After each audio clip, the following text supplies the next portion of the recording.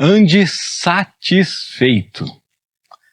Nós vivemos correndo atrás de muitas coisas, vivemos uma vida onde às vezes atropelamos as pessoas, porque queremos coisas e precisamos das coisas, e queremos que as coisas deem certo, queremos que os planos se realizem, os projetos, os sonhos, estamos sempre atrás. Dizem que não são as respostas que movem o mundo, né? São as perguntas. Porque nós estamos sempre querendo alguma coisa, querendo descobrir alguma coisa, querendo conquistar alguma coisa, querendo alcançar alguma coisa. Você já pensou em andar satisfeito?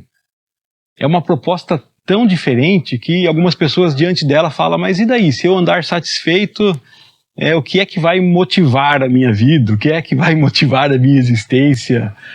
Parece que não, mas nós temos até medo da satisfação. Será que eu vou continuar acordando todos os dias, batalhando, se eu andar satisfeito? Bom, a Bíblia diz para andarmos satisfeitos.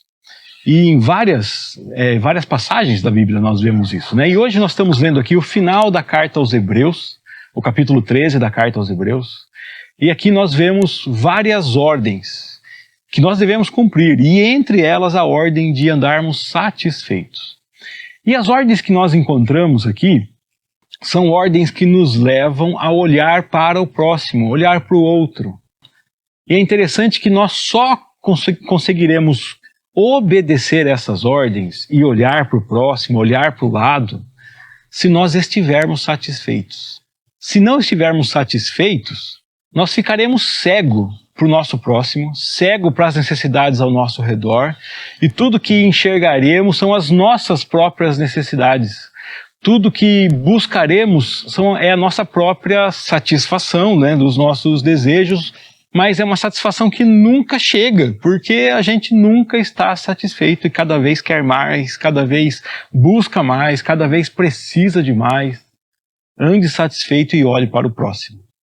Olha comigo aqui, eu salientei algumas das ordens que nós recebemos aqui no capítulo 13 da carta aos Hebreus. Primeiro, continuem a amar uns aos outros como irmãos. Então já presume que você é filho de Deus, você ama o próximo.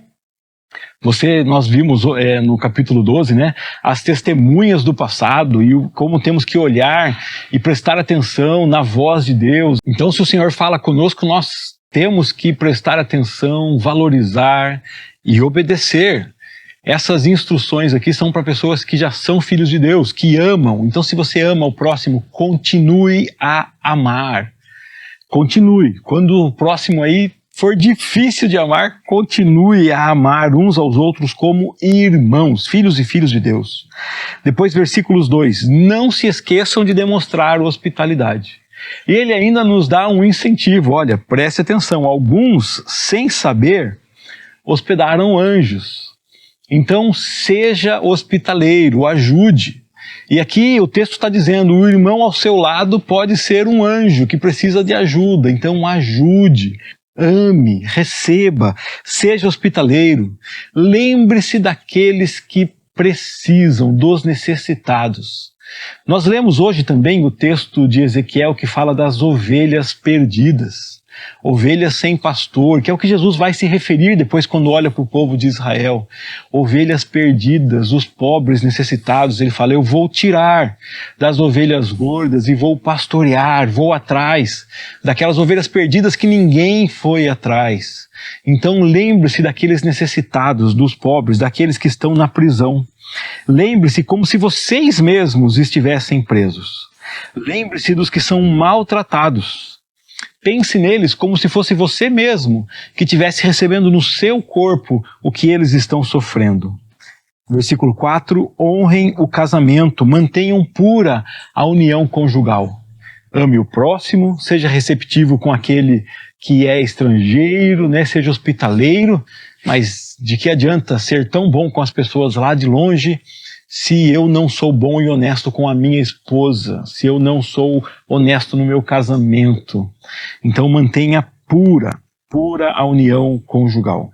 Deus vai julgar os impuros e adúlteros. E agora no versículo 5, o texto que nos trouxe a essa meditação. Não amem o dinheiro. Como assim não amar o dinheiro? Eu preciso do dinheiro. Sim, todos nós precisamos comprar coisas e usamos para isso o dinheiro, né? Para nossa existência, subsistência. Mas não ame o dinheiro. Use o dinheiro como um recurso, que às vezes você tem, às vezes não tem, às vezes tem mais, às vezes tem menos. Não deixe que o dinheiro determine as suas ações. Não sirva o dinheiro, sirva a Deus. E Deus sim, Ele pode providenciar dinheiro, fazer cair do céu, se Ele quiser. Mas não ame o dinheiro, esteja satisfeito com o que tem. E esse talvez seja um enorme desafio para nós. Tudo que nós ouvimos do mundo ao nosso redor é para nunca estarmos satisfeitos. O mundo grita para você não estar satisfeito com nada que você tem. Você precisa de alguma coisa que você não tem e o mundo está lá querendo vender para você essa coisa.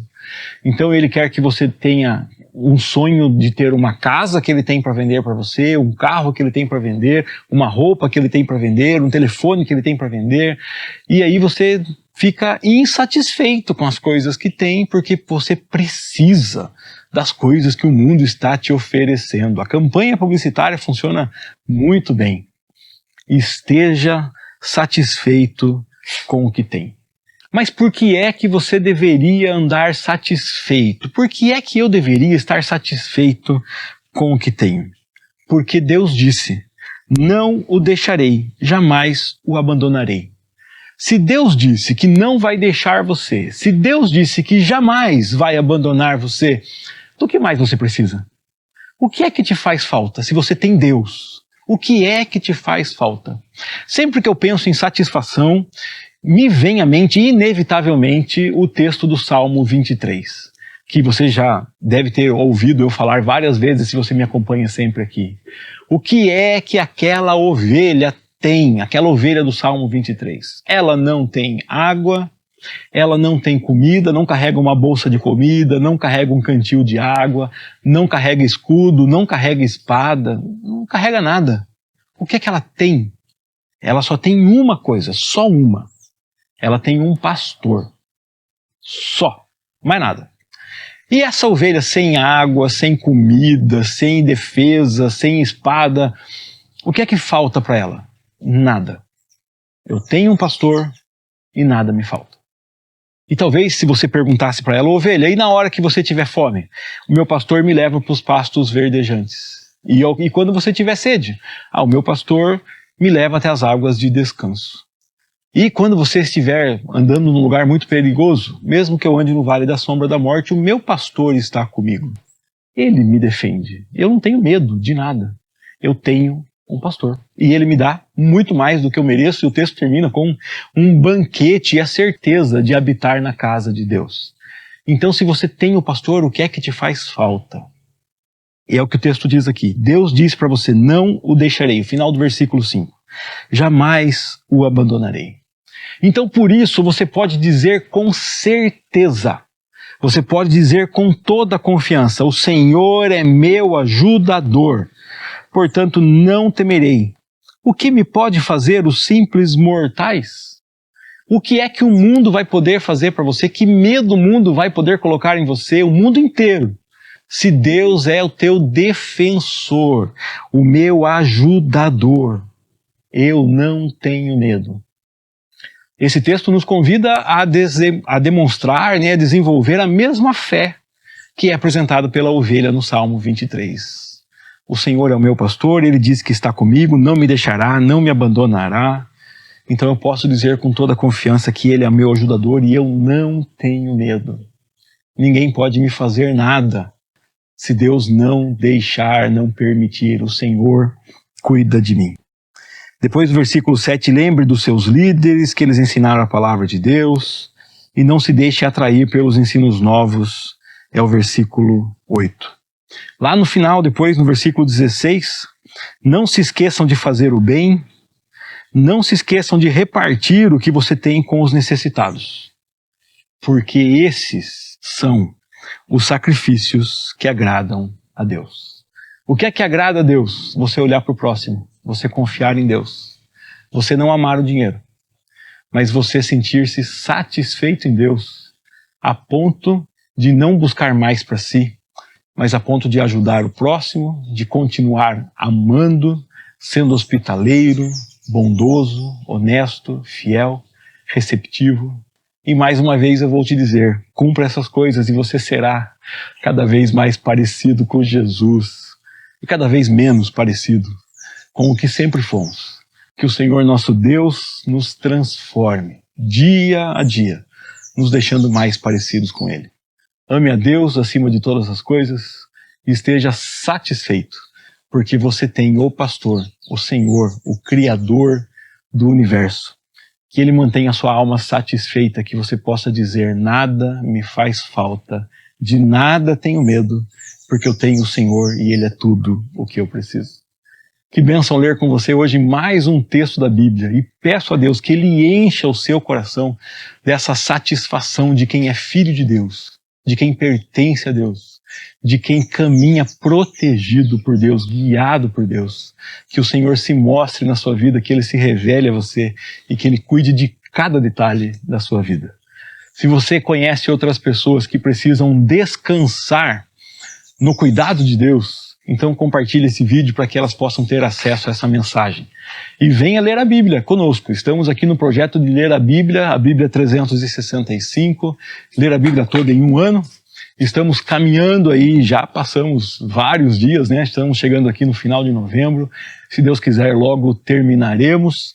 E todos os dias tem aqui para você um vídeo comentando um dos textos que lemos na Bíblia 365. Então até o próximo vídeo. Deus te guarde e viva satisfeito.